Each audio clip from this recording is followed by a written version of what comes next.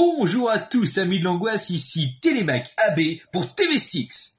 Ah bah non, c'est plus ça. Pour les oubliés du cinéma d'horreur, pour vous faire part d'une interview. Oui, aujourd'hui c'est une interview, celle de quelqu'un de grand, d'exceptionnel, de fantastique que l'on adore et qui, de loin ou de près, a travaillé dans l'horreur. J'ai nommé... Un sportif extraordinaire.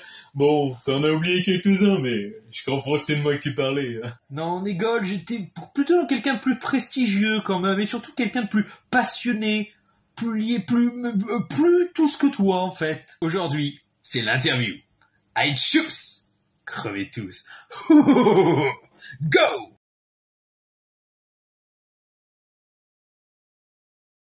Peux-tu te présenter et nous présenter l'activité principale ou tes activités si tu en as plusieurs?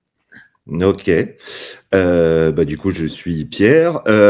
Parfois, je me présente en tant que Pierre de la Grotte Chaude parce que c'est le ciné-club dont je m'occupe depuis maintenant 7 ans. À côté de ça, je suis journaliste actuellement pour le site d'actu d'SFR. Avant ça, j'étais sur Film Actu, sur plein d'autres sites. Et voilà, mes activités principales, mon travail, c'est d'écrire des articles principalement sur les films et les séries qui sortent. Mais comme dans le cadre de mon travail, c'est assez limité, je peux pas écrire, par exemple sur les films d'horreur, c'est assez rare. À côté de ça, j'ai mon ciné-club qui me permet à la fois de faire des projections où on essaye de créer un vrai événement autour du film, avec des jeux, des activités. Et puis, j'ai créé une chaîne YouTube il y a, je crois, 1 an, quelque chose comme ça, pour parler des petites choses dont je pouvais pas parler dans le cadre de mon travail. Peut-être un peu plus d'1 an, je crois, mais bon, je sais plus. Et puis, je fais aussi parfois de temps en temps des streams sur Twitch via, du coup, le compte de la Grotte Chaude pour passer des films la plupart du temps qui n'existent pas en France. Enfin, ça, j'essaye quand j'ai le temps de sous-titrer des films, de faire ou de recréer une copie en version française en bonne qualité d'un film qui n'existait plus qu'en VHS. Et voilà, je suis un peu un explorateur, un peu comme vous, du cinéma oublié, de la série B, du cinéma bis, dont on parle pas. C'est ce que j'essaye de trouver des qualités dans des petites œuvres dont on parle pas. Ah bah c'est vrai qu'on a pu voir des films totalement inconnus dans ce que tu as pu nous présenter, mais on n'a pas vu que des films. On a vu aussi certains contenus sur des objets des plus insolites. Ah oui. Et parfois vraiment très insolites. Et ça nous a fait sourire parce que c'est sympa aussi de pouvoir avoir ce genre de contenu inattendu. Voilà, tu es inattendu. Là, justement, je prépare un prochain insolite avec un ami qui s'appelle Quentin le Triangle sur Instagram et TikTok. Et lui, c'est un collectionneur d'objets très, très insolites, encore plus insolites que ce que moi j'ai. Et il se trouve que il a un objet en lien avec Raël. Et comme on a vu le docu il y a pas longtemps, on s'est dit ce serait intéressant d'en parler. Donc, on va faire une vidéo sur une bande dessinée Raël. Ah oui, parce que Raël est un vaste sujet à lui tout seul. Hein. Il a tellement... il a marqué quand même. Il a marqué. Ouais. Pas toujours dans le bon sens, mais enfin, il a marqué. Voilà. Ouais. Alors, oui, non, Vas-y. Moi, ma fascination me laisse bouche bée. Voilà, je vois. Alors, pourquoi avoir privilégié les réseaux sociaux comme support d'expression ? C'est une bonne question. Écoute, c'est déjà, on a essayé de créer un site internet, mais on s'est rendu compte que pour que les gens aillent dessus, il fallait le partager sur les réseaux sociaux. Oui, c'est vrai. Que techniquement, c'était compliqué à alimenter, beaucoup plus compliqué que d'alimenter un compte Instagram ou un compte Facebook. Et puis, comme ça aussi, on peut un peu interagir directement avec les gens qui nous suivent. J'aurais bien fait un Discord, mais j'ai pas le temps de m'occuper d'un Discord ou un forum ou peu importe. Les réseaux sociaux, ça permet de toucher directement les personnes qu'on veut toucher et en même temps d'interagir avec elles. Donc ouais, c'est pour ça. on a choisi les réseaux sociaux. C'est vrai que ça permet d'avoir un média vivant, en fait. Ouais. Dans l'interactivité, c'est plus vivant, effectivement. Ouais. Alors, quel regard ou bien quel retour as-tu eu de la part de tes proches sur tes activités de manière générale? Oh moi comme mes proches m'ont toujours connu cinéphile, donc ça les a pas trop perturbés quand j'ai commencé à faire un ciné-club et en fait, je suis désolé, mais bon, vous pourrez faire du montage, mais c'est un peu long à expliquer comment j'en suis venu à me consacrer pleinement à ça. Déjà, au départ, avant d'être journaliste, j'étais agent de sécurité à l'ambassade des États-Unis pendant 8 ans. Et comme quoi, ça mène à tout. Ouais, non, mais en fait, je me suis retrouvé à bosser là-bas parce que par nécessité, on va dire. Bien sûr. Une opportunité, une nécessité, donc voilà. Sauf que plus le temps passait, moi j'avais quand même, je voulais à la base faire des études de cinéma et puis j'ai eu des problèmes qui ont fait que justement j'étais obligé de travailler, je pouvais pas continuer les études et donc j'avais laissé ça dans un coin de ma tête et ça restait une passion perso. Du coup, je regardais toujours plein de films et tout ça. Et puis il y a plusieurs choses qui se sont passées. D'abord, la Grotte Chaude, en fait, au départ, c'était pas un ciné-club. C'était des soirées dans les bois. Parce que dans la ville où j'ai grandi, en banlieue parisienne, il y a une forêt. Et surtout, on avait tous des petits appartements. Et on avait on était une grosse bande et on avait du mal à trouver un endroit pour tous se réunir sans que ça pose de problème. Et du coup, c'était autour de, je pense, 2008, quelque chose comme ça. Shaitan, le film de Kim Chapiron, était sorti pas très longtemps avant, donc c'est de là que vient le nom. En gros, on a trouvé une espèce de grotte dans la forêt. C'est pas vraiment une grotte, c'est un ancien dépôt de munitions dans la forêt de Montmorency. Et on s'est dit, en fait, on avait un copain qui avait essayé de faire ses anniversaires dans la forêt sur des tables de pique-nique, mais c'était le bordel, on voyait rien. Donc on s'est dit, on va faire ton anniversaire dans cette grotte. Donc à l'époque, on avait juste amené 2-3 loupiottes, un poste de radio et voilà, ça faisait le job. Sauf que c'était tellement cool qu'on s'est dit, on va continuer. Et je pense que pendant 3 ans, en gros, je pense de mai à octobre, on faisait une soirée, peut-être pas tous les mois, mais tous les 2 mois. Et le concept, c'était, on mettait volontairement de la musique de merde, des vieux tubes un peu ringards, et il y avait toujours un thème déguisé. Et en ça ressemblait, pour nous, c'était un peu la Grotte Chaude, parce que dans le film de Kim Chapiron, on voit leur Grotte Chaude, c'est un peu des gens bizarres qui se réunissent pour aller se baigner dans un truc. Là, oui. On se réunissait tous pour faire la fête, une fois par mois, une fois tous les 2 mois, tous déguisés. Enfin, du coup, c'était n'importe quoi. On a déjà les gardes forestiers qui sont passés, ils nous ont juste vus déguisés, ils se sont dit, juste essayer de pas conduire bourré en partant. Ouais, ils nous ont juste dit parce qu'on nettoyait avant, on nettoyait après, donc on était voilà. Cool. Et voilà, au départ c'était ça, donc il y avait ça. Ensuite, dans mon travail, on a arrêté de faire la Grotte Chaude parce que il y avait des gens qui avaient repris un peu la même idée que nous, mais qui ne nettoyaient pas derrière eux. Donc on s'est dit on va avoir des problèmes à cause d'eux, on va arrêter. Mais c'était quand même un truc qui avait pris de l'ampleur parce que je me souviens que par exemple une fois on a un couple qui était venu de Bordeaux qu'on connaissait pas du tout, juste par bouche à oreille ils avaient entendu parler de nos soirées, enfin c'était cool, on était contents de ce qu'on avait fait, mais on a arrêté. Et moi parallèlement du coup à mon travail qui n'avait rien à voir avec le cinéma, je fréquentais un bar qui n'existe plus qui s'appelle la Cantada à Paris. Où il y avait Pas de pitié pour les navets, un ciné-club nanar organisé par des gens qui sont devenus des amis à moi. Et je crois que ça a duré 5 ans. Et quand ils se sont arrêtés, j'étais un peu triste. Mais sur le coup, j'ai pas pensé à faire un ciné-club. Et puis, il y a le cinéma de Clapier qui a pris la suite, fait par Régis Coléou. Peut-être que c'est quelqu'un que vous aimeriez interroger, mais il aime pas trop parler. Et le cinéma de Clapier, alors, c'était cool, mais Régis et moi, on n'a pas le même âge. Lui, il a la cinquantaine. Moi, je vais avoir bientôt 40 ans, mais il y a un décalage dans ce qu'on aime dans le cinéma. Et puis, moi, je suis plus horreur et lui, il est plus action. Et il y avait un côté un peu trop sage dans ces séances, à mon sens. Et je me suis dit, bah putain, j'ai envie de faire un ciné-club plus horreur, plus foufou, comme ce qu'était celui d'avant. Pas de pitié pour les navets. Et donc, j'ai demandé au patron du bar, est-ce qu'il y a un créneau pour faire un ciné-club en plus? Et il m'a dit, ouais, avec plaisir. Et du coup, c'est comme ça que j'ai créé le ciné-club. Et là, les réactions de mes proches, ça a été de me dire, parce qu'au début, déjà, ça s'appelait les rendez-vous de la Grotte Chaude. Ils m'ont dit, mais on dirait des soirées échangistes, ton truc, c'est bizarre. Voilà, les réactions que j'ai eues, c'est surtout par rapport au nom.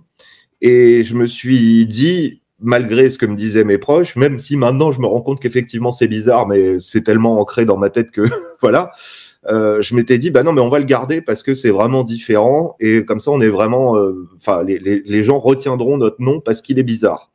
Et ça nous a permis, juste je regrette pas ce nom parce que ça nous a permis, quand le bar a fermé, je me suis dit, c'est dommage, ça faisait je crois 3 ans qu'on faisait le ciné-club. Je me suis dit, c'est dommage, on fait un ciné-club dont le nom vient du film Shaitan et on n'a jamais passé Shaitan. Et il se trouve que le patron du bar était pote avec le père de Kim Chapiron, qui a scénarisé Shaitan. Donc je lui dis, est-ce que tu peux demander à ton pote de venir à une séance? Et parallèlement, j'envoie un mail à l'agent de Kim Chapiron en expliquant, voilà, je voudrais passer Shaitan. Bon, est-ce que ça intéresserait Kim de venir? J'ai déjà proposé à son père. Et ce qui s'est passé, c'est que donc c'était dans un petit bar, hein, on n'est pas dans une grosse salle de cinéma, c'est vraiment une ambiance, c'est un cabaret aussi. Enfin, c'était une petite salle avec 50 sièges. Et en fait, Kim Chapiron m'a dit OK. Et le soir venu de la projection, et en fait, il a ramené toute l'équipe de Courtrage May, donc son crew, quoi, et Vincent Cassel. Je me suis retrouvé à présenter dans mon sous-sol, c'était, je sais plus, c'était il y a, ça devait être en 2000, c'était il y a 3-4 ans, quoi. C'était au moment où l'Empereur de Paris sortait avec Vincent Cassel, je m'en souviens parce qu'en fait, il est directement venu du plateau de Quotidien pour venir présenter le film dans notre sous-sol. Et j'étais pas prévenu, surtout. Enfin, Kim Chapiron m'avait dit, je peux ramener des potes. J'avais dit oui, mais je savais pas ce qu'il voulait dire. Et je me retrouve à présenter le film avec mon petit micro à fil. On avait un écran qui était, je crois que ma télé est plus grande aujourd'hui que l'écran qu'on avait à l'époque. Et donc c'était complètement décalé de présenter ce film avec Vincent Cassel, qui est quand même une méga star, même au-delà de la France, dans un petit sous-sol. Donc ce nom, finalement, je le regrette pas parce que sans ça, j'aurais peut-être pas réussi à convaincre Kim Chapiron de venir présenter le film. Et je referai jamais une séance aussi bien parce qu'aujourd'hui, on a des lieux encore plus grands, mieux peut-être. En tout cas, en termes on peut accueillir plus de gens. Mais si je faisais ça là-bas, ce serait pas aussi bien. Le fait d'avoir ces gens dans un espace aussi confidentiel, c'était incroyable, quoi. Ouais, c'est pas la même magie, c'est sûr. Ouais. Donc alors, voilà, je me suis un peu perdu, mais juste pour répondre à ta question, c'est surtout autour du nom que les gens m'ont dit. Au contraire, c'était super intéressant. C'est juste, ça nous fait sourire le fait que les gens aient eu du mal avec la grosse.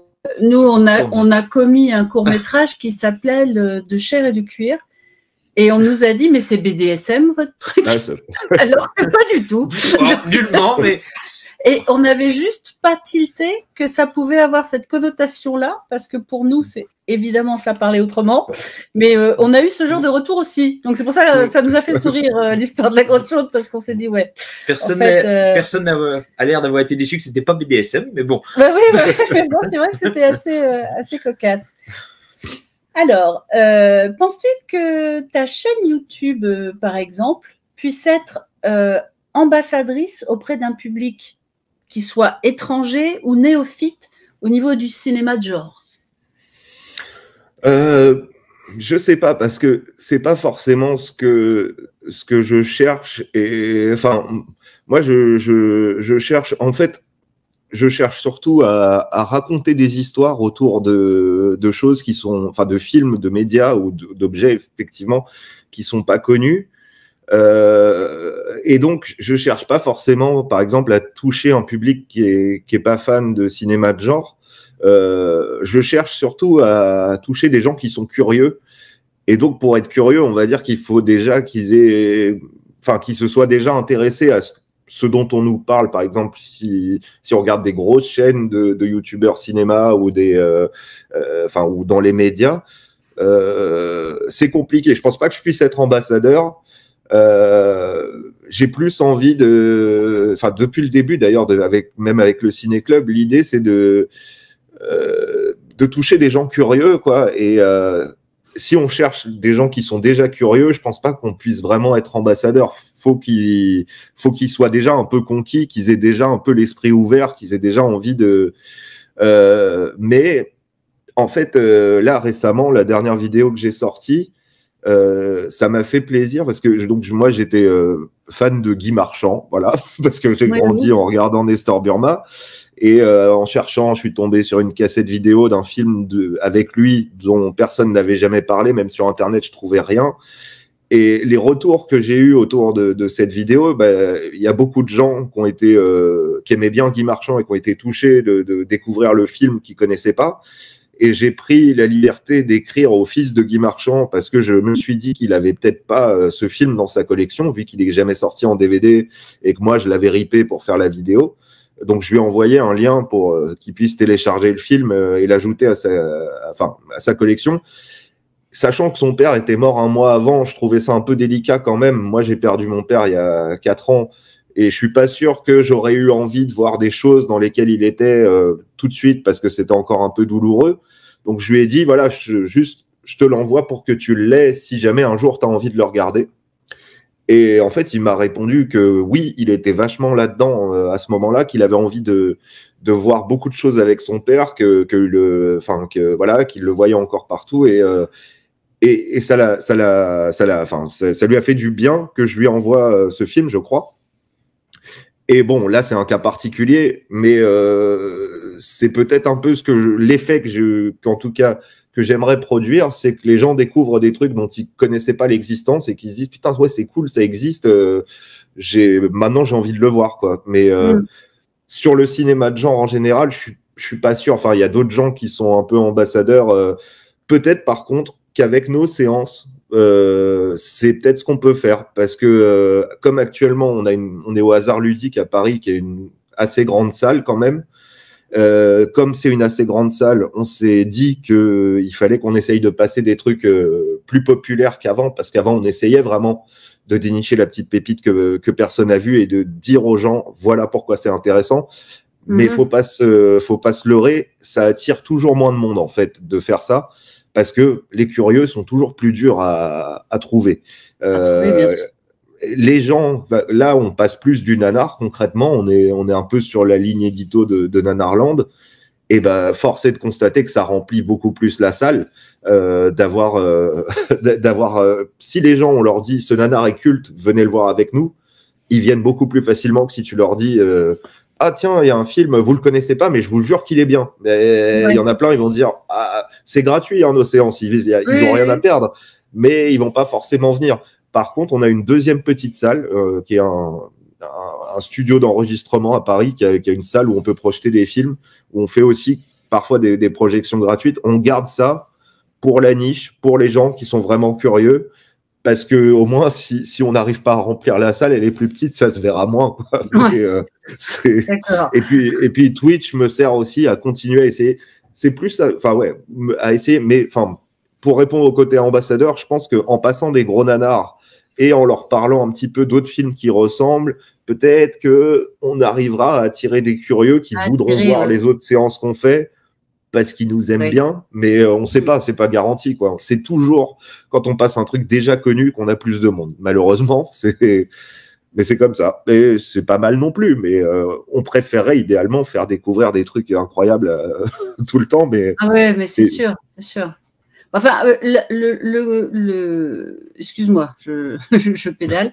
La vidéo sur le film j'allais dire de Nestor Burma, comme quoi c'est drôle, hein. De Guy Marchand, pardon. Comme ça, c'est un lapsus révélateur. Ça a été très intéressant parce que vraiment, pour moi, ça sortait de nulle part, quoi. Je me demandais vraiment ce que c'était. Ah, mais pour moi aussi, je suis tombé dessus. Ouais, non, mais je suis un peu plus âgée que toi, j'ai plus de 50 ans, donc du coup, j'aurais peut-être dû avoir ces connaissances-là, mais pas du tout, quoi. Je me demandais vraiment ce que ça pouvait être. Je pense que franchement, comme je le disais, je crois que ce film, il il était même, il y a des gens qui se rappellent qu'il est passé à la télé, mais enfin, c'est un téléfilm, quoi. Ouais. Et après, quand ils l'ont sorti en cassette, ils l'ont hyper mal vendu, ils savaient pas comment le vendre. Donc, je pense qu'il est complètement passé en dessous des radars à une époque où Guy Marchand était pas aussi connu qu'il l'a été par la suite. Enfin, il était connu pour ses chansons, mais comme acteur un peu moins. Parce que c'est 77, c'est ses débuts de sa carrière d'acteur. Donc, ouais, je pense que c'est pas. Enfin, je pense qu'on pouvait pas le connaître, en fait, tout simplement. Moi, c'est par hasard que je suis tombé dessus. C'est clairement une pépite, hein, c'est sûr. Encore un film qui mériterait de tomber dans les mains d'un éditeur français pour une belle nouvelle réédition. Mais totalement. Il y a plein de choses à faire autour, en plus. Enfin, ouais, je suis complètement d'accord. Alors, de quelle source tires-tu tes idées d'émissions ? Quand tu dis les émissions par rapport aux vidéos que je fais sur... Par rapport à tes vidéos, par rapport à tes actus SFR, par rapport à tout, est-ce que c'est quelque chose de général, tu vas voir dans les actus, dans ce qu'on te propose? Est-ce que c'est toi qui plutôt fais les démarches d'aller te dénicher? Est-ce que c'est plein de choses différentes parce que du coup, dans le cadre de mon travail, d'ailleurs, je peux le dire, je démissionne, je termine le 8 avril, tu vois. D'accord. Je vais et là pendant un an, je vais essayer de faire ma chaîne YouTube. Je vais essayer de sortir une vidéo par semaine pendant un an. Pour au moins pendant un an faire uniquement ce que j'aime bien. Dans le cadre de mon travail, honnêtement, je suis pas très épanoui parce que on a des contraintes qui sont, on doit parler de choses qu'on peut mettre en lien avec des offres SFR. Donc je vais devoir parler par exemple les films qui sortent au cinéma. Ça peut arriver que je puisse faire des interviews. Enfin, en fait, je ne peux en parler que si j'ai une interview parce que c'est du contenu à nous. Mais et que peut-être plus tard ça servira quand il sera en VOD chez SFR, mais c'est très compliqué actuellement dans ce staff actuel de parler de. Et puis bah voilà, hein, je vais très clairement faire des articles sur le. Parfois, ça m'arrive de faire un article sur un nouveau téléphone qui sort. Enfin, je suis pas là-dessus. Je fais mes recherches quand même plus ciné-série, mais je suis obligé de rester dans le gros mainstream, hein, dans ce qui passe sur les plateformes et tout ça. Donc là-dessus, c'est pas hyper intéressant. Tu t'épanouis pas là, quoi. Non, bah après voilà. Mais je le savais, hein, c'est juste que je le savais quand j'ai accepté le boulot. Et puis avec le temps, je me suis dit, bon, je vais quand même essayer de faire autre chose. C'est un peu le but en faisant un peu ma chaîne YouTube. Bon, je pense pas qu'elle va décoller de manière incroyable, mais ça me permettra peut-être de pouvoir plus tard faire un boulot plus ciné-série à 100%. Bah écoute, moi je te propose, on se donne rendez-vous dans un an et on sera fiers d'avoir fait l'interview avant. Je pense pas que ce sera devenu une grosse chaîne YouTube, mais au moins j'aurais eu l'occasion de parler de plein de choses dont j'ai envie de parler. Mais du coup, là, pour les sujets de ce que je fais, bon, pour les projections, ça dépend de plein de choses. On va réfléchir en fonction de. Parfois, on regarde un peu l'actualité, on se dit, je sais pas. Quand ils ont sorti le dernier Ghostbusters il y a 2 ans, on a passé, par exemple, à ce moment-là, on a passé un fan film Ghostbusters qui dure 1h30, un truc comme ça, que moi je trouve très bien, pour un peu coller à l'actualité et en même temps faire découvrir un truc qu'on aimait bien et qui n'était pas connu. D'ailleurs, je pense que je vais faire une vidéo dessus puisqu'il n'y avait pas tant de monde que ça à la projection, donc voilà, les gens doivent savoir que ce film existe.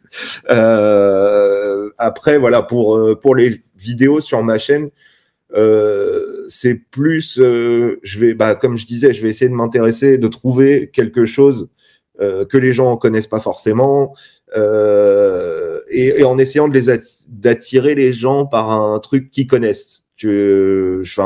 Par exemple, c'est ce que je disais pour Ghostbusters. Si je parle d'un fan film Ghostbusters, je vais peut-être dire que c'était un peu un autre Ghostbusters 3 quand il est sorti, puisqu'il est sorti dans le creux de la vague, quand il n'y avait plus du tout de film Ghostbusters, pour que les gens viennent s'intéresser à quelque chose qu'ils connaissent pas, quoi. Mais donc ouais, mes sujets, je vais aussi chercher s'il y a une histoire derrière, s'il y a quelque chose à raconter, parce que si c'est juste pour dire, voilà, il y a ce truc, vous saviez pas qu'il existait, il existe. Je trouve que c'est un peu nul. Enfin, c'est autant. C'est un peu creux, ouais, c'est un peu creux. Autant ouvrir un blog pirate et mettre les films en téléchargement pour que les gens les voient, si j'ai rien à raconter derrière. Donc, ouais, principalement, ce qui va me motiver, c'est d'essayer de trouver quelque chose à raconter derrière. Bah là, par exemple, j'en prépare une aussi sur une fausse suite de Troll 2, le nanar très connu là. Donc Under Control, elle s'appelle. C'est un film allemand. Et en fait, j'ai commencé à me dire, j'ai envie d'en parler parce que ils ont quand même réussi à avoir un acteur du film Troll 2 qui reprend son rôle. Mais en fait, en faisant des recherches, je trouvais rien sur le film. Et je me disais, putain, je vais pas juste raconter le film pendant ma vidéo, c'est dommage. Ouais. Et j'ai réussi à contacter le réalisateur par Instagram. Et je lui ai dit, voilà, je vais faire ça. Et puis, je peux aussi faire un article sur le site Film Actu, comme je bossais dessus avant, je m'entends encore bien avec le rédac chef, je sais qu'il serait content d'avoir un article sur un truc que personne connaît. Et du coup, le réal m'a répondu et il y a une histoire très compliquée derrière. En fait, il m'a dit qu'il voulait pas m'expliquer, il m'a dit qu'il voulait pas répondre à une de mes questions, qui était pourquoi le film a été tourné en 2015 et il est sorti qu'en 2020. Parce qu'il y avait une embrouille et du coup, j'ai cherché. Effectivement, il y a une embrouille. Effectivement, c'est intéressant. C'est une vidéo qui va me prendre du temps parce que je veux pas le trahir, le pauvre, parce qu'il m'a répondu très gentiment, mais il faut quand même que je parle de ça, même si lui n'a pas voulu m'en parler. Et du coup, ça m'intéresse parce que je vais pouvoir raconter l'histoire derrière, pourquoi il est comme ci, pourquoi il est comme ça, pourquoi, par exemple, la copie, enfin le DVD qu'on trouve, il est doublé, il est tourné en allemand, enfin, il est tourné en Allemagne, on a l'impression que les acteurs parlent en anglais, mais ils sont doublés par d'autres acteurs. Enfin voilà, il existe deux versions du film en fait. Il y a tout un truc à raconter, donc c'est ça qui va m'intéresser, c'est de me dire, ok, il y a ce truc qui existe, mais en plus il y a une histoire à raconter derrière. En fait, c'est très drôle parce que tu as une sorte de cabinet de curiosité du cinéma, et je trouve ça vraiment super intéressant d'avoir justement, tu sais, comme un cabinet de curiosité où on prend chaque objet et que chaque objet a son histoire propre. Et en fait, tes vidéos, ça me donne un peu cette sensation de, il y a une histoire derrière chaque vidéo, il y a une histoire, il y a un film, il y a un objet, et j'aime beaucoup ça. Voilà. Ben, c'est marrant parce que tu dis ça parce que moi, au départ, quand on a commencé à faire le ciné-club, les gens me disaient c'est quoi? Parce que au départ, vraiment, je voulais pas faire que du nanar, je voulais faire des trucs, faire découvrir des choses. Et les gens me disaient c'est quoi? Comment tu définirais le truc? Et alors, à l'époque, je parlais pas de cabinet de curiosité, je parlais des notules lunaires de Mad Movies. Vous voyez, dans les premières pages de Mad Movies, mais ce qu'ils étaient avant, quoi, dans les années 90, quand t'ouvrais ton Mad Movies et tu voyais putain des affiches de films qui sortaient jamais chez nous, des trucs incroyables avec des extraterrestres, des machins. En fait, j'essaye un peu de retrouver tous ces films qu'on voyait dans ces pages-là et qui sont jamais arrivés chez nous et de voir s'ils en valent la peine et si c'est le cas, d'en parler, de les faire découvrir aux gens. C'est vrai qu'en tout cas, c'est vraiment ce que je ressens à ce niveau-là, moi. Ça fait vraiment ça. C'est vraiment, je regarde le catalogue et je fais waouh, mais c'est des trucs. Ça vient d'où? C'est quoi? Raconte-moi une histoire, quoi. Enfin bon, après c'est comme ça que je le vois, hein, mais c'est comme ça que je le prends en tout cas. Tu dis ça parce que Pierre te montre tes films fascinants et moi je te montre tes films traumatisants. Oui, c'est pas faux. C'est pas faux. Toi, t'as tendance à me traumatiser. Tu vois?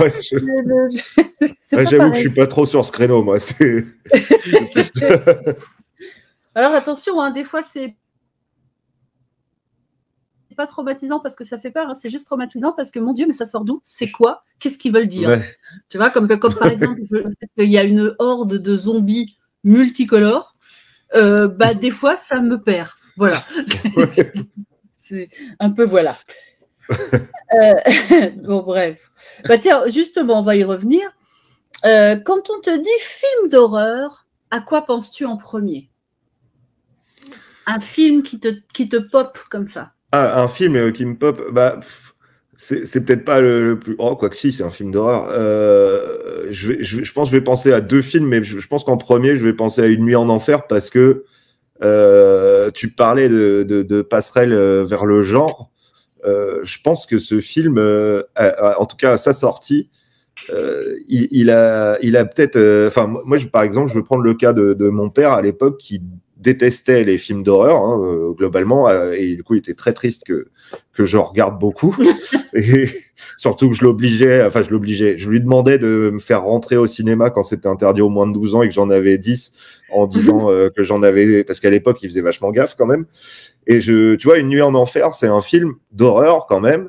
Mais comme à l'époque, en plus, il y avait Tarantino qui était au top avec Pulp Fiction qui était sorti avant, que c'était un peu vendu, comme vu que Rodriguez n'était pas encore ultra connu, enfin, en tout cas pas du grand public. Mon père, il a adoré ce film parce que tu vois, ça commençait genre la moitié du film, c'est un film de gangster normal, qui flingue des gens et tout, et puis tout d'un coup, ça vire dans l'horreur, mais ça a été amené d'une manière assez rationnelle, en tout cas, ça brise pas les. Voilà, et ça brise pas les repères des gens, et ils acceptent. Du coup, ils disent ouais, non mais c'est vrai, non mais s'il y a des vampires comme ça, c'est chiant, faut leur péter la gueule. Et pour moi, c'est bizarre, mais c'est peut-être pas le plus horrifique des films, mais je l'aime beaucoup pour ça parce qu'il permet peut-être d'attirer un public qui est moins familier du film d'horreur et que tout le monde s'y retrouve et passe un bon moment. Mais sinon. J'ai Evil Dead qui a été la grosse claque. Quand je l'ai découvert, je me cachais, je pouvais pas regarder certaines scènes du premier que j'avais enregistré sur Canal. Et je crois que les premiers que j'ai vus vraiment horreur, c'était ça. Enfin, c'était Evil Dead et mon frère m'avait enregistré en cachette Le Jour des Morts Vivants sur Canal+. Je crois que c'est le premier que j'ai vu de la série, de la trilogie originale. Et putain, c'était ça aussi. Enfin, genre, Le Jour des Morts Vivants, son ambiance glauque dans un sous-sol, la scène d'intro. Enfin, je suis désolé, je peux pas en dire qu'un, mais pour moi, c'est ces trois-là qui ont. Mais non, mais c'est très bien, c'est très bien. Enfin, un seul, c'est quand même toujours très compliqué de ne citer qu'un film. Enfin, nous, on n'y arrive pas déjà, donc on te jettera pas la pierre, et sans mauvais jeu de mots, pardon, j'avais pas. J'ai l'habitude. Désolé. Je te comprends, niveau zombie, j'ai commencé avec Zombie. Moi, de Romero, j'ai pas fait que le deuxième. Tu vois, c'est marrant parce que celui-là aussi, mon père l'aimait bien pour le côté Robinson Crusoe, c'est ce qu'il disait, de les mecs bricolent pour organiser leur survie. Je crois que celui-là aussi marche bien sur les gens qui n'aiment pas forcément l'horreur. Je pense que c'est une bonne passerelle. Ça m'a fait éviter les centres commerciaux, personnellement, mais bon. Alors, est-ce que tu avais... excuse-moi, votre vision, donc ta vision du cinéma de genre, on va dire, et du cinéma de manière générale, est-ce qu'elle a changé depuis que tu as commencé à vraiment te plonger dans le cinéma, on va dire? Oh non, non, pas vraiment. C'est juste que, en fait, ma vision à moi n'a pas vraiment changé, si ce n'est qu'à un moment, je pense il y a peut-être 10-15 ans, j'ai eu l'impression que le cinéma d'horreur avait changé dans le sens, où on mettait surtout en avant, en tout cas notamment dans les pages de Mad Movies, parce que j'avais l'impression qu'on mettait en avant un autre type de cinéma d'horreur, un type de cinéma d'horreur moins généreux, graphiquement, qui joue plus sur l'ambiance, la psychologie, la tension. Et c'est un cinéma d'horreur il y en a des très bons, et je peux passer un bon moment devant, mais c'est pas le cinéma d'horreur avec lequel j'ai grandi. Et j'ai longtemps cru que ça n'existait plus, que finalement plus personne faisait des films comme avant, et que, du coup, je me disais, non, l'horreur, maintenant c'est juste ça, c'est des trucs, notamment, on se dit souvent avec mes copains quand on va à Gérardmer, il y a des films quand on les voit, on dit putain, c'est un film de Gérardmer, un truc avec, je sais pas, des enfants dans un appart. Des trucs, une histoire avec la mer, des machins où il n'y a pas vraiment de monstres, de choses comme ça. Et finalement, d'ailleurs, les films en général que je préfère quand je les vois à Gérardmer, on n'entend plus jamais parler après. Il y a des trucs, ceux qui sont, je sais pas si, putain, c'est lequel, un film espagnol, il y a pas cette année, l'année d'avant, merde, j'ai oublié comment il s'appelle, par l'un des réalisateurs de Rec, où il y a une nana qui est poursuivie par une stripteaseuse qui s'est barrée avec le magot. Attends, faudrait que je retrouve ça. Comment ça s'appelle? C'est un film de... avec une actrice de Élite. Putain, comment ça s'appelle? Quoi? T'as dit quoi? Sweet Home. Non. J'essaie de me rappeler les films qu'ils ont fait, nos amis Balaguerro. Ouais, attends, c'est Balaguerro. Ça doit être Balaguerro, du coup. Tac. Putain, il faudra couper ça. Peut-être c'est ça. Attends, je sais pas. Ma mémoire est... Oui, la striptease, ça pourrait être Muse, ça pourrait être Muse avec les fameuses muses qui sont essayées de retrouver par un gars avec Christopher Lloyd qui jouait dedans.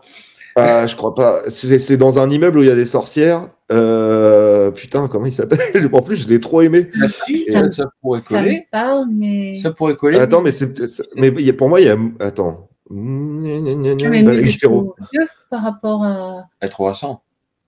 Ouais, c'était ouais l'an dernier, je crois. Hein. Parce que même après, j'avais du coup vu que c'était un film qui est sorti sur Prime aux États-Unis, n'importe quoi. C'est Vénus, voilà. C'est Vénus. D'accord. Moi, je l'ai pas vu non plus. Donc... je vous le recommande chaudement. Bon, il n'est pas disponible en France, hein, démerdez-vous. Bonjour, je dirais. Enfin, en tout cas, je sais où le trouver avec des sous-titres français. Mais ce film, genre, je l'ai trouvé incroyable et il sort pas chez nous. J'ai écrit à l'attaché de presse de Prime Video, vu que pour une fois, s'il sortait sur Prime Video en France, je pouvais en parler sur le site d'SFR. Et en fait, il m'a dit putain, j'en sais rien, je sais pas. Et le fait est qu'il est ni sorti en DVD. Est-ce qu'il est disponible? Là, je vois sur Allociné, on me dit qu'il est sur Prime, mais je crois pas. Hein. Je crois qu'il est toujours pas. C'est marqué prochainement. Je crois pas qu'il soit dispo. En tout cas, personne n'en a parlé.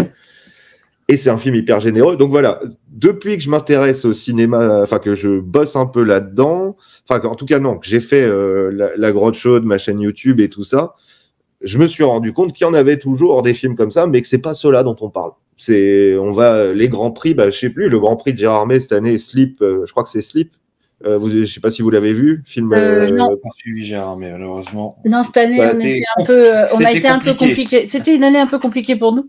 Et du coup, on a été un petit peu de loin, je te dirais. Donc, typiquement, le Grand Prix, là, cette année, c'est pas un mauvais film. Hein. Bon, il est pas parfait, il a des défauts, mais c'est en gros l'histoire d'une nana. Son mec, il est somnambule et il fait des trucs qui font flipper. Et la vie du couple va progressivement sombrer dans l'horreur.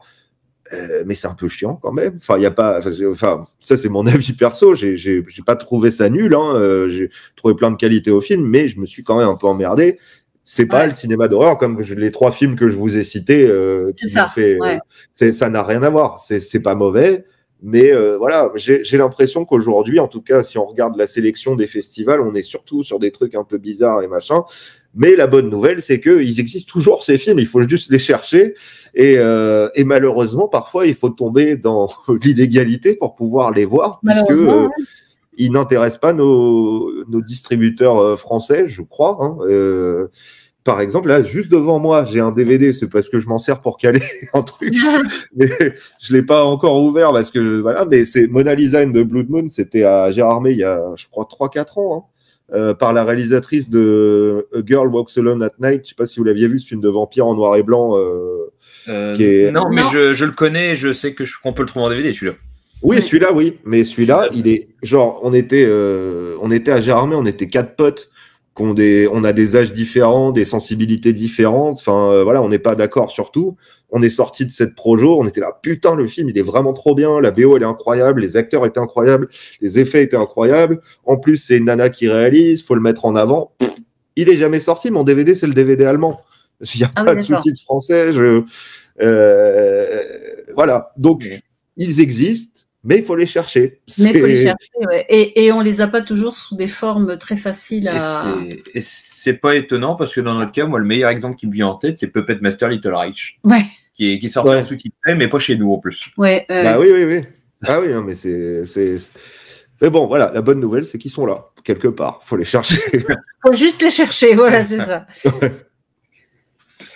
Alors, on va revenir, si tu veux bien, à ta chaîne YouTube, puisque tu vas la faire évoluer.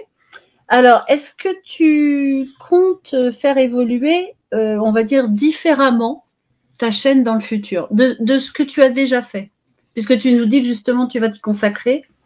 Ouais. Bah, alors, il y a une chose, c'est que je pense, bah, au départ, comme vous le disiez tous les deux tout à l'heure, je parlais pas que de films et tout ça. Je pense que j'avais envie, au départ, quand je l'ai fait, je m'étais dit, c'est un truc en plus, quand j'ai le temps, je m'en occupe, et quand j'ai envie de raconter un truc. Donc, par exemple, j'ai fait une vidéo où je lisais juste un article du Nouveau Détective parce que ça m'avait fait marrer la manière dont il était écrit, parce que le Nouveau Détective, c'était quand même des sacrés filous, des fois. La façon dont il raconte les trucs, enfin, moi, ça me fait rire, mais c'est assez horrible pour les gens que ça concerne ou quoi. Mais ça, je vais arrêter de le faire, je pense. Surtout que j'aurai peut-être l'occasion de le faire autrement, ailleurs que sur ma chaîne YouTube. Mais donc, je vais faire plus ciné, plus pop culture en tout cas. Là, par exemple, ce que je dis, on va faire une vidéo sur la bande dessinée de Raël. Bon, bah, c'est une bande dessinée, ça reste un peu. Il y a le docu Raël qui vient de sortir sur Netflix. On raccroche un peu les wagons quand même, avec un côté un peu pop culture audiovisuelle. Mais je pense que je vais faire beaucoup plus ciné. Que malheureusement, comme je le disais, il faut attirer les gens en parlant de choses connues. Donc, je pense que je vais peut-être m'intéresser par exemple, à des versions je vais prendre un exemple, Alien 3. Il y a eu plein de versions du scénario avant qu'on arrive au film qu'on connaît aujourd'hui. Il y en a qui sont hyper intéressantes. Je vais peut-être m'intéresser à des trucs comme ça, surtout que il y a un truc, c'est que maintenant, avec l'intelligence artificielle, on peut générer des visuels un petit peu pour illustrer ce genre de truc, alors qu'avant, ça aurait été super compliqué d'illustrer ça. Et si je peux, j'aimerais beaucoup que au moins, quitte à se faire plaisir, que ça me permette de rencontrer des gens, quitte à me déplacer, enfin voilà. J'aimerais faire intervenir des gens. Là, comme je disais, j'ai le réalisateur de ce film allemand qui fait office de suite de Troll 2. Ce qu'il m'a envoyé, c'est trop bien. Il s'est filmé tout seul en train de répondre à mes questions. C'est lui qui a décidé de faire ça. Il m'a dit envoie-moi tes questions, je me filme. Et il s'est doublé avec une intelligence artificielle qui a un peu la voix française de Morgan Freeman. Il m'a dit si tu veux je peux t'envoyer la version en anglais, mais en fait non, elle est trop marrante sa version, je vais la garder. Mais voilà, j'ai pas eu un vrai échange avec lui, mais il s'est donné du mal pour faire sa vidéo et c'est très très cool. Il y a quand même une interactivité malgré tout. Oui, voilà. Et donc voilà, je pense que je vais essayer en tout cas de faire intervenir beaucoup plus de gens extérieurs. Il y a un truc, j'ose pas me mettre dessus tant que je suis encore salarié chez SFR Actu, parce que il y a un réalisateur italien qui s'appelle par contre j'ai une mémoire des noms qui est horrible, je suis tout le temps obligé de relire les trucs. Al Passeri. Et non mais moi du coup dans le cadre de mon boulot parfois j'ai appelé Muriel Robin Mireille, une fois c'était un problème, ça lui a pas plu. Alors que je sais qu'elle s'appelle, mais bon. Donc, Al Passeri, c'est un réalisateur italien. Il a fait Plankton, qui s'appelle aussi Creatures from the Abyss, qui est son film le plus connu. Et il en a fait d'autres. Et en fait, j'ai mis longtemps à trouver qui c'était vraiment parce que les gens disaient que c'était un pseudo pour un autre mec. Sauf que non, il existe, Al Passeri. Et en fait, il a un site internet où il met des bricolages en fait, il fabrique des animatroniques tout seul dans son garage. Et du coup, ses films reflètent ça. On voit que il fait des scènes où il se dit putain non mais je vais faire j'ai pas de scénario mais j'ai créé une créature, elle est trop bien, faut que j'écrive une scène. Faut que je la mette dedans quoi. Et lui, je veux trop le rencontrer parce qu'il habite à Rome. Je crois qu'il est accessible, mais bon, il est vieux, donc faut pas que je traîne quand même, sait-on jamais. Et il y a aussi il y a deux réalisateurs qui sont à Rome, deux réalisateurs italiens de films très bis. Je pense qu'ils sont accessibles, donc je pense. J'ose pas leur demander pour le moment parce qu'il va falloir que je planifie mon voyage derrière, que je me démerde et tout ça, que je demande peut-être à un pote de venir m'aider.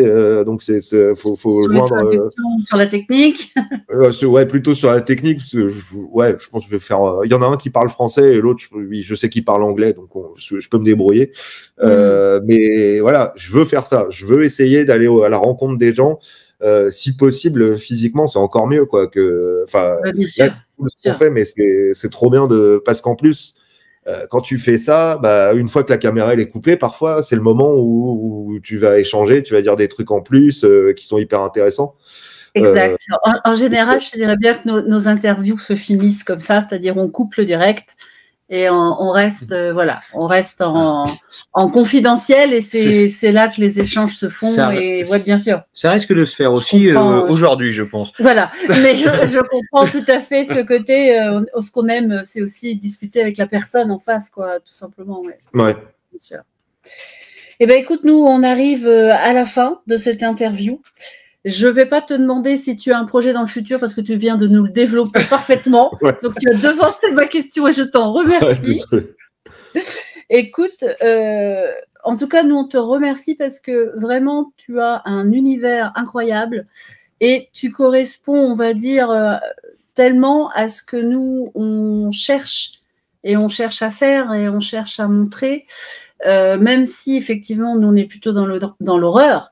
Mais on aime aussi tous les cinémas de genre, puis on aime le cinéma en général, de toute façon. Particulièrement, Goldie est extrêmement éclectique dans ses goûts. Non, moi, je suis un petit peu... je suis une fille, moi, je suis un peu... je suis casquée, tu vois. J'ai des œillères. Non, je rigole. Mais c'est vrai que avoir cette vision du cinéma qui est la même que la nôtre, ça fait plaisir aussi. De voir que quand on est comme ça dans un océan perdu un peu de youtubeurs, sans les critiquer parce que c'est pas du tout de la critique, mais qui ne nous correspondent pas en fait, avec qui on ne se comprend pas forcément. C'est vrai que de voir quelqu'un comme ça qui cherche comme nous à mettre en avant des choses à mettre en avant les derniers blockbusters du cinéma méconnu, mais en même temps à creuser derrière, à voir quelle est l'histoire et tout. C'est vraiment, je te dis, moi, pour moi, tu es le maître du cabinet de curiosité cinématographique. J'adore. Ça, c'est vraiment un concept. Vraiment, je suis fan. Je suis fan. Tu as une deuxième médaille à ton actif. Attention.